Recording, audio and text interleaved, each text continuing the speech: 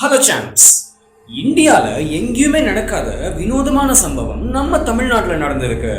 எப்போன்னா ஜனவரி 30, 1874 சமயத்தில். அது பிரிட்டிஷ் இந்தியா இருந்த காலம்.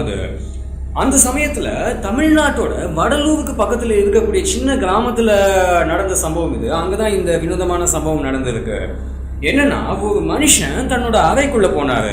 தன்கிட்ட இருந்த விளக்கை எடுத்து வெளியில வச்சுட்டு தன்னோட சீடர்கள் கிட்ட, இந்த கதவை ஓபன் பண்ண ட்ரை பண்ணாதீங்க, அப்படி ஓபன் பண்ணீங்கன்னா அதுக்குள்ள நான் இருக்க மாட்டேன் அப்படின்னு சொல்லிட்டு அந்த அறைக்குள்ள போயிட்டு கதவை லாக் பண்ணிக்கினாரு. அந்த அறைக்குள்ள போனதுதான் கடைசி. அது அப்படியே வாரங்கள் போச்சு, மாசங்கள் போச்சு, அந்த டைம் எல்லாம் அப்படியே கடந்து போயிடுச்சு. அதுக்கப்புறம் கடைசியா மே 1874 சமயத்துல அந்த அறைக்குள்ள உயிரில்லாத உடம்பு இருக்கும் அப்படின்னு சொல்லிட்டு பிரிட்டிஷ் அதிகாரிகள் சந்தேகப்பட்டாங்க. ஸோ அவங்க என்ன பண்ணாங்க, அந்த கதவை உடைச்சி ஓப்பன் பண்ணி உள்ள போனாங்க. உள்ள போய் பார்த்தா எந்த சேஞ்சஸுமே இல்லை, எந்த உடம்பும் இல்லை, எந்த எலும்பும் இல்லை, அழுகி போன வாடையும் இல்லை. ஆனால் பச்சை கருப்பு வாசம் மட்டும் வந்துகிட்டே இருந்துதான். இதை பிரிட்டிஷ் மாவட்ட ஆட்சியர் ஆவணப்படுத்தியிருக்காரு. அண்ட் ஒரு டாக்டர் இதை கன்ஃபார்ம் பண்ணியிருக்காங்க. 1906 வெளியான தெற்கு ஆற்காடு மாவட்ட மெட்ராஸ் கெசட்டியர் அப்படின்ற பதிவிலையும் அதிகாரப்பூர்வ அரசாங்க பதிவிலையும் இதை பற்றி பப்ளிஷ் பண்ணி விட்டுருக்காங்க. ஸோ பிரிட்டிஷ் அரசாங்கத்தாலேயே கண்டுபிடிக்க முடியாத அந்த மகா மனிதன் யாருன்னு பார்த்தீங்கன்னா திருவருட் பிரகாச வள்ளலார். ஸோ வள்ளலாரோட லைஃப்ல என்ன நடந்தது, எப்படி இந்த மேஜிக்கல் விஷயங்கள் எல்லாம் நடந்ததுன்றதை இந்த வீடியோவில் டிகோட் பண்ணிடலாம்.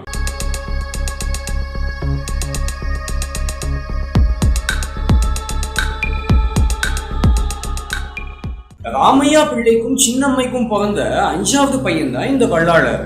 வள்ளலார் குழந்தையா இருக்கும்போது ராமலிங்கம்னு பேர் வச்சிருக்காங்க. அக்டோபர் 5, 1823 சிதம்பரத்துக்கு பக்கத்துல இருக்கக்கூடிய மருதூர்னு சொல்லப்படும் இடம் தான் வள்ளலார் பிறந்த இடம். ராமலிங்கத்துக்கு 2 வயசா இருக்கும் போதே அவங்களோட அப்பா ராமையா பிள்ளை இறந்து போயிட்டாரு. அவங்களோட அம்மா முதல்ல ரிலேட்டிவ்ஸ் வீட்டுக்கு போயிருக்காங்க. அதுக்கப்புறம் ஏதோ சில காரணங்களால மெட்ராஸ்க்கு ஷிஃப்ட் ஆகி வந்துட்டாங்க. சின்ன வயசுலயே ராமலிங்கத்துக்கிட்ட ஏதோ ஒரு விதமான வித்தியாசத்தை நோட்டீஸ் பண்ணிருக்காங்க.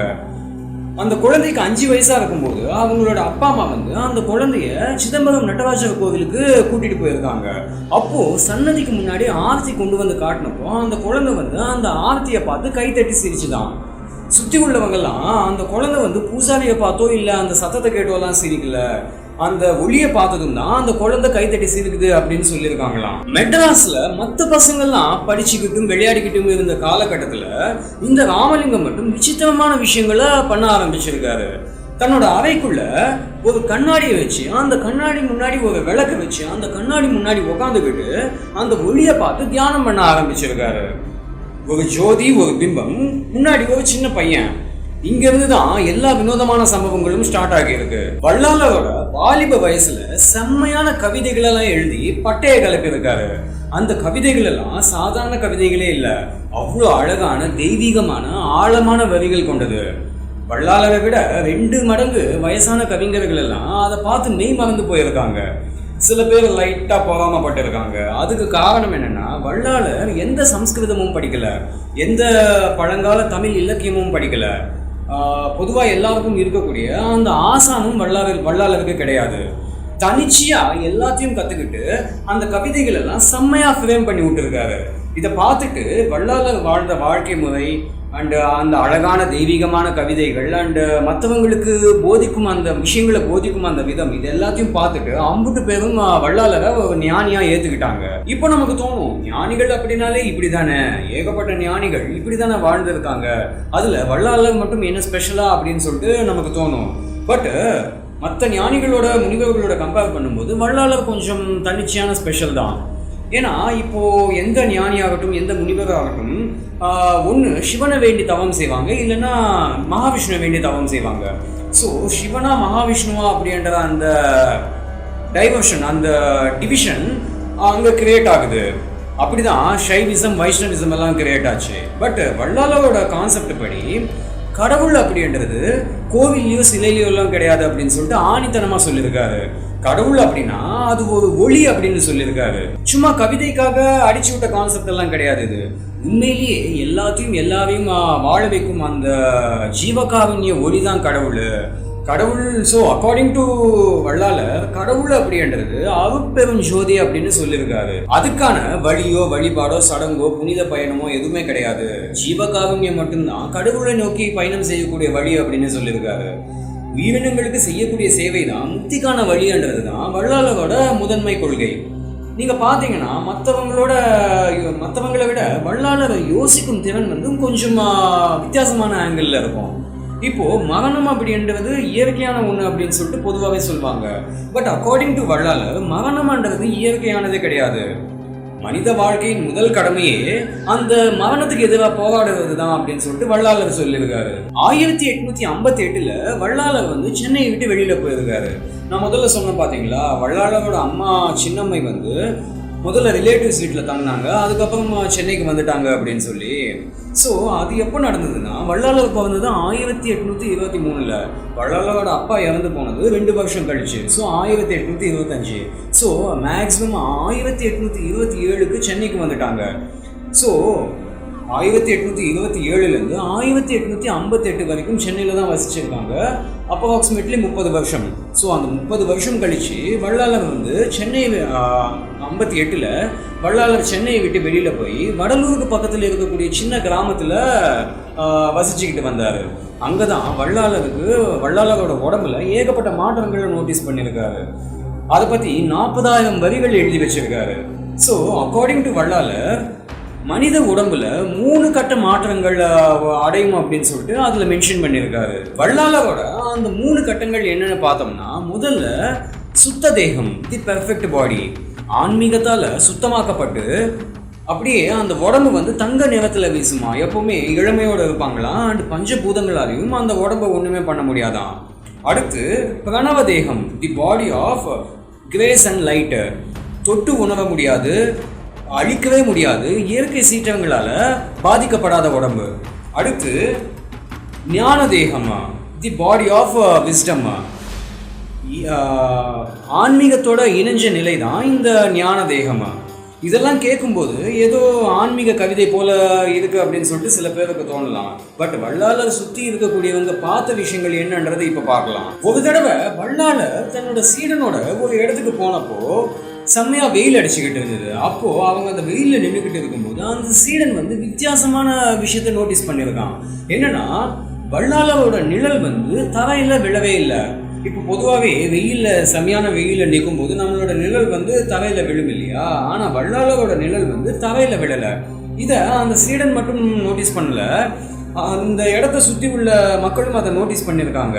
அப்போ அதே ஏரியால இருந்த புகழ்பெற்ற போட்டோகிராஃபர், சென்னையை சேர்ந்த, அதாவது மெட்ராஸை சேர்ந்த புகழ்பெற்ற போட்டோகிராஃபர், நேம் வந்து மாசிலாமணி முதலியார்.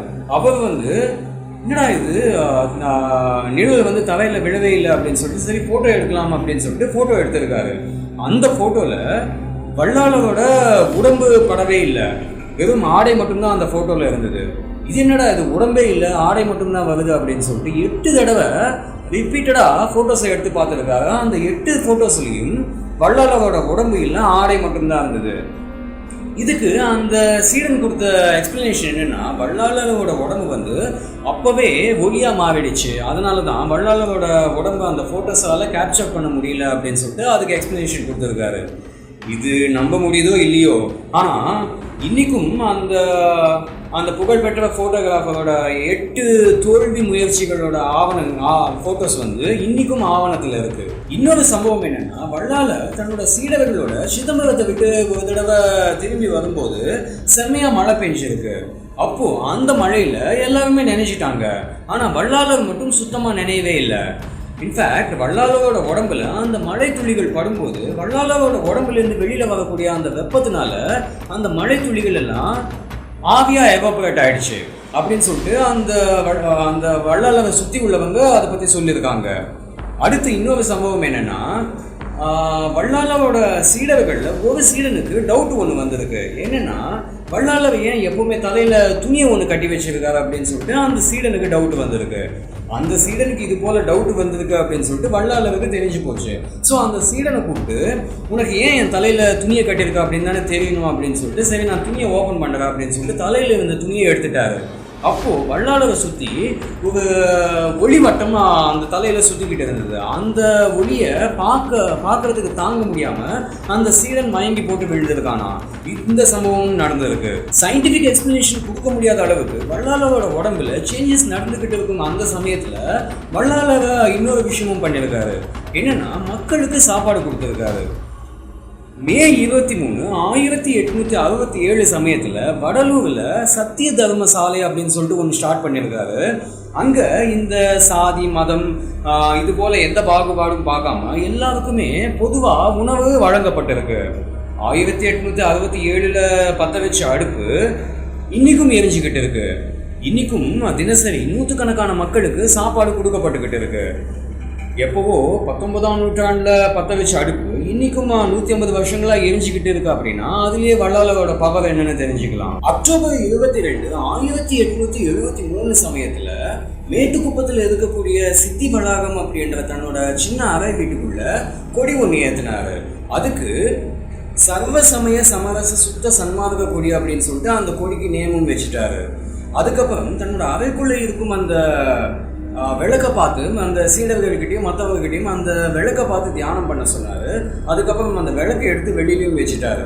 அதுக்கப்புறம் 3 மாதத்துக்கு கம்மியாக பேசினார். எப்பவும் பேசுறது போல இல்லாமல் கம்மியாக பேச ஆரம்பித்தார். அண்டு உணவு எடுத்துக்கிறத ஸ்டாப் பண்ணிட்டாரு.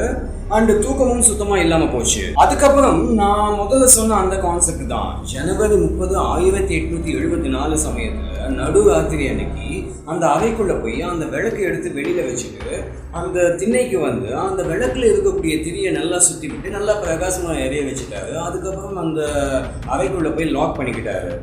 அந்த நிமிஷம் அந்த இடமே தெய்வீகமாக இருந்தது. சுற்றி எல்லாருமே நின்றுக்கிட்டு இருந்தாங்க. அதுக்கப்புறம் வள்ளலாரை யாருமே பார்க்கல. மே 1874 சமயத்தில் அந்த பிரிட்டிஷ் அதிகாரிகள் அந்த கதவை உடச்சிக்கிட்டு உள்ளே போனப்போ அந்த டாக்டரும் கூடவே உள்ளே போயிருக்காரு. அந்த டாக்டர் ஆக்சுவலி எதிர்பார்த்தது என்னென்னா, சிதைந்த உடம்போட அழுகி போன வாடையை தான் எதிர்பார்த்து உள்ளே போனார். பட் அங்கே போய் பார்த்தா பச்சை கற்பூரம் வாசம் மட்டும்தான் வந்துக்கிட்டு இருந்தது. அதை அந்த கலெக்டர்கிட்டையும் வந்து சொல்லியிருக்காரு.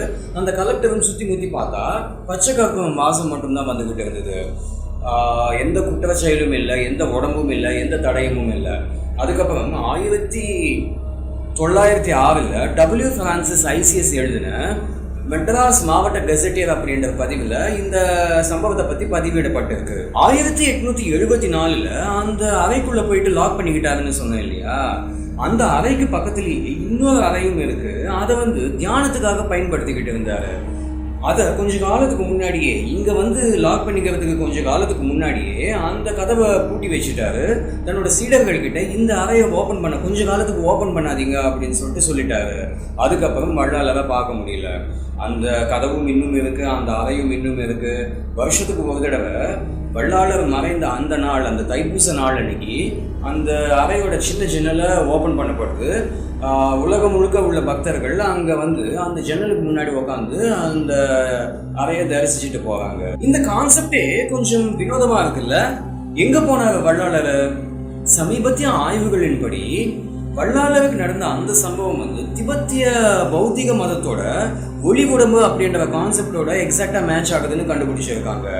ஒரு மிகப்பெரிய ஞானி மறையும் போது தன்னோட உடம்பு முழுசா ஒளியா சேஞ்ச் ஆகிடுமா, எந்த ஒரு ஃபிசிக்கல் ரிமைன்ஸும் இல்லாமல் காணாமல் போயிடுமா.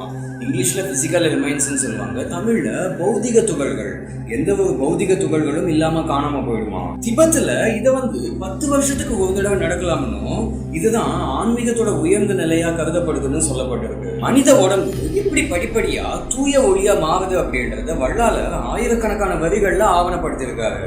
அதை வள்ளலார் அடைந்தது மட்டும் இல்லாமல் அதுக்கான வழிமுறையும் விட்டுட்டு போயிருக்காரு. ஆனால் 1860களில் சார்லஸ் டார்வின் வந்து தன்னோட பரிணாம கொள்கையை வெளியிட்டாரு. அப்போ ஒரு ப்ரொஃபஸர் வந்து சார்லஸ் டார்வின் கிட்ட மனித பரிமாணத்தோட, அதாவது ஹியூமன் எவல்யூஷனோட அடுத்த கட்டம் என்ன அப்படின்னு சொல்லிட்டு கேட்டதுக்கு சார்லஸ் டார்வின் வந்து எனக்கு அதை பற்றி தெரியாது அப்படின்னு சொல்லிட்டாரு. ஆனால் வடலூருக்கு பக்கத்தில் சின்ன கிராமத்தில் ஒரு அரைக்குடியில் வாழ்ந்துக்கிட்டு வந்த ஒரு தமிழ் ஞானி அதை பற்றி அப்போவே சொல்லிட்டாரு. கொள்கையாவோ தத்துவமாவோ இல்லாம தன்னோட உடம்பையே சான்றா வச்சு சொல்லிட்டாரு. சித்தி வளாகத்துல அந்த அறை இன்னமும் இருக்கு, அந்த விளக்கு இன்னமும் எரிஞ்சுக்கிட்டு இருக்கு. 1867 வள்ளலார் பத்த வச்ச அந்த ஜீவகாருண்ய அடுப்பு இன்னைக்கும் பசியோடு இருக்கக்கூடியவங்களுக்கு சமைச்சுக்கிட்டு தான் இருக்கு. வள்ளலார் எழுதின வரிகள் இன்னைக்கும் பள்ளி பிள்ளைகளால பாடப்படுது. அந்த பச்சை கற்பூரத்தோட வாசனை அந்த லாக் பண்ண அறைக்கு பக்கத்துல இன்னமும் சில காலை வேளைகள்ல உணர முடியுது அப்படின்னு சொல்லிட்டு பக்தர்கள் சொல்லியிருக்காங்க. சோ சாதாரண உணர்வுகளுக்கு எட்டாத ஏதோ ஒண்ணு அந்த இடத்துல நிறைஞ்சிருக்குன்னு தோணுது. அருட்பெரும் ஜோதி, அருட்பெரும் ஜோதி, தனிப்பெருங்கவனே அருட்பெரும் ஜோதி. இதுதான் வள்ளலாரோட மகா மந்திரமா. அம்புட்டு ஆன்மீக அறிவையும் உள்ளடக்கிய மந்திரமா தான் இது அப்படின்னு சொல்லிட்டு வள்ளலார் சொல்லியிருக்காரு. ஸோ வள்ளலாரோட மகா ஜோதி தத்துவத்தை பற்றியும் வெள்ளக்காரங்க ஆவணப்படுத்துறதை பற்றியும் அண்ட் வள்ளலாரோட லைஃப்ல என்ன நடந்ததுன்றதை பற்றியும் ஆல்மோஸ்ட் எல்லாத்தையும் எக்ஸ்பிளைன் பண்ணிட்டேன். நான் எக்ஸ்பிளைன் பண்ணாத ஒன்னே வள்ளலார் எங்கே போனா வேண்டதை பற்றி தான். அதுக்கான பதில் கிடையாது சகோ. ஸோ இதுதான் வள்ளலார் பற்றின டீட்டெயில்ஸ். கண்டிப்பாக உங்களுக்கு இன்ஃபர்மேட்டிவாக இருக்குன்னு தோணுது. அப்படியே இந்த வீடியோவை ஷேர் பண்ணுங்க. மீண்டும் அடுத்த வித்தியாசமான வீடியோவில் சந்திக்கலாம். பாய்.